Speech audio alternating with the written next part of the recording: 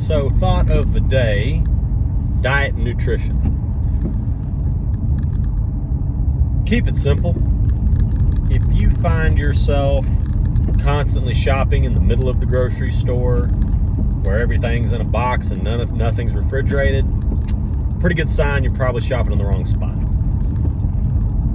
Me personally, when I really want the rubber to meet the road, I have a simple rule. If it didn't walk on the ground or grow out of the ground, don't eat it. And cans and boxes do not grow out of the ground. Another way to think about this is shop along the outside edges of the grocery store, where all the refrigerators are. Your fruits, your vegetables, your meats. Stay away from the freezers. I don't have a problem with you buying a whole turkey. Typically those are frozen, but there's a reason that, we all got fat after the 70s when everything started to be so processed.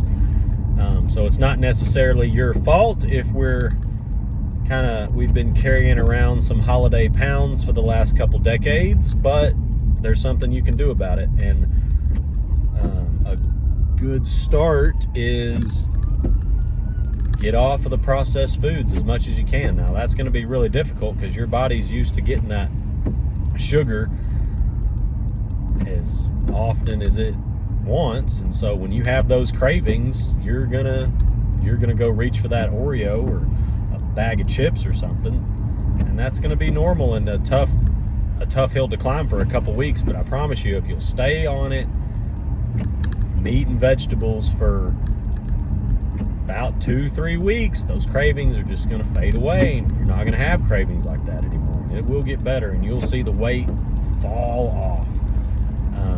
There's lots of good diet and nutrition books out there. There's some garbage ones out there too. People do the carnivore diet. I haven't tried that personally.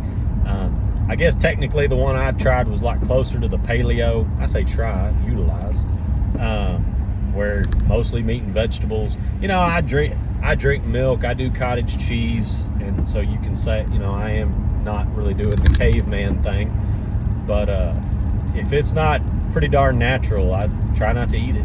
And you will notice improvements in energy. My dreams got wildly more vivid when I quit eating a lot of carbohydrates. And I'm not talking about carbohydrates that vegetables have. I'm talking about your chips and your tortillas and your garlic breads and your loaves of bread, your crappy processed, enriched grains and stuff like that. I'm talking about dropping all those off.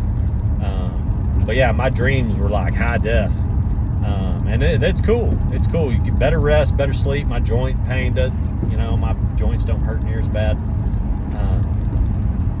So give that a shot. If you've tried several things and nothing's working for you, if you look on the back and ingredients are listed that's like that long on a container that's that long, yeah, come on, let's have some common sense here. That's probably not what you really need to be putting in your body.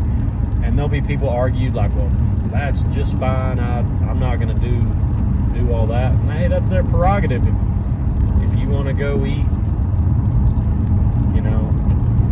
dinitrogen sulfide enriched dihydrogenadroxamate, go right ahead. Me personally, I think I'm gonna stick to broccoli, apple, milk, beef, chicken, pork, coffee. But I mean, triple oxidized dihydramine sulfide oxate also has a ring to it that sounds really nice. I bet that is very tasty. To me, sweet potato sounds like something I could get down on. Pickle, something that you can say in normal conversations. But, some of those other chemicals sound tasty too. And if that's for you, you go right ahead. But for me, I'm going to stick to if it grew out of the ground or walked on the ground. That's all I got for today. So y'all go out and have a wonderful day, guys. We'll talk to you tomorrow. Bye-bye.